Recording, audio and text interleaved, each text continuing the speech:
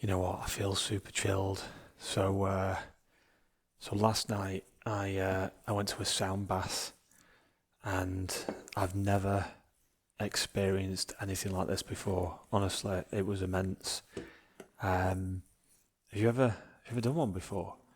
There's basically lots of different types of instruments, like bowls, and they look like gongs. I don't know a lot about it, if I'm honest, but I know that the idea behind it is that it releases and unlocks some great feelings, So the idea behind it is that you lay on the ground with your eyes closed and you just let these sounds wash over you, and it's kind of like that sensation of feeling like you are going into a deep sleep, but also you are awake at the same time. It's just absolutely immense. And Alex said that you'll probably have some nice dreams, good sleep, all that sort of stuff. And 100%. I had some weird dreams, honestly. I kept dreaming about cheese and onion pies. I don't even know what that's all about. I'm guessing I need to eat a cheese and onion pie. But no, it was superb. It was absolutely amazing. I had a really good sleep. And I drank lots of water. But I kind of feel like I'm dehydrated today. But anyway, so I've got my electrolytes. I've got my apple cider vinegar in there. I've already had my creatine, Pure. And today is the day that it starts all over again. So I've had 2 days rest so far, and I'm feeling great. Honestly, I'm feeling superbly relaxed, and I'm hoping that I'm going to pull these gymnastic rings dips out of the bag. So let's get to it. And so it begins. You know what? Just getting out in this fresh air feels absolutely amazing. Listen, I have struggled to to wake up today. What is going on? No, listen, I obviously feel very relaxed. I think taking that time for myself over the weekend, taking the 2 days rest away from the training, and just having some really nice downtime with the people that I care about the most. And you know what? It's been good. It's been good. So I feel mentally focused. Sorry about that noise in the background there. I feel mentally focused. I do feel physically charged, physically ready. I'm not thinking about what's been. I'm not thinking about Friday when I didn't hit the target. I'm thinking about today. Today is a new day. The focus is there. The workout is planned out. It's up to me now. So let's get to it. Right, I'm going to show you something that I do when I get in as part of my stretch work. And it's something that I developed over time. And the idea behind it is, I'll just show you from the side. So what I want to do is I want to just get rid of any air pockets in and around the elbow. Any sort of tension, I want to release it. But I'm going to show you exactly what I mean. Okay, so I'm going to come on it from this point of view. So the idea is I'm going to release any air pockets around this part of the elbow. So that you'll know this bit, because that's the bit that if you ever was to bang it, you get that funny elbow, tennis elbow type of thing. Immediately you'll get that tingly sensation of numbness around there. So that's the bit that I want to sort of open up, any air pockets. So what I do, and I'll do my best to explain it, is I put my forearm down like that. Okay, let me just have a look at what you're seeing here. Okay, and I want to push from this part of my hand. So this is my right hand now. This part here, this bony little bit, like the end of my wrist there, I want to almost like push that down, almost as if it's gonna like crack a little bit.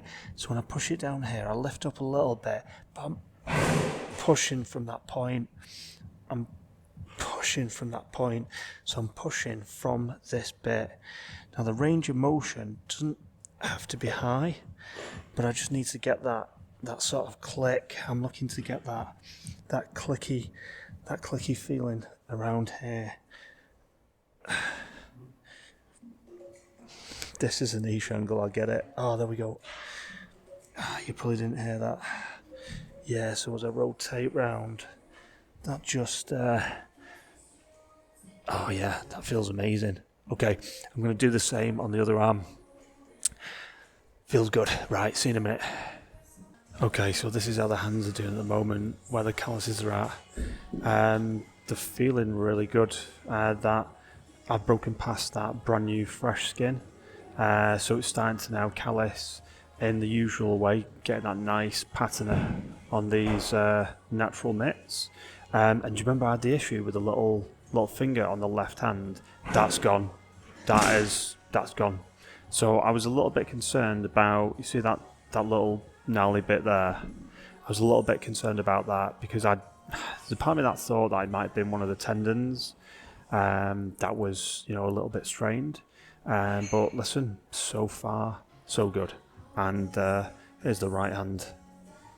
Beautiful work. Okay, so same every time. Get the hand placement on there. Get that grip nice and tight. The first pull-up counts just like the last pull-up. So don't rush this movement. Okay, feet together. Slight hip tilt. Engage the lower abdominals, engage that core. And then off we pop.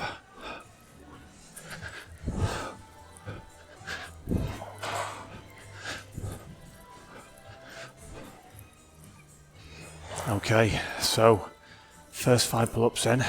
I'm going to dig into this. I'm not overly concerned about the pull-ups today. I'm feeling strong, I'm feeling focused, I'm feeling ready. And you know what? I'm coming for those rings dips. Let's get on it. So that is block 1 complete. Yeah, listen, I can tell. Having those 2 days off, even though it's 2 days for rest and recovery. Yeah, just getting back into it again.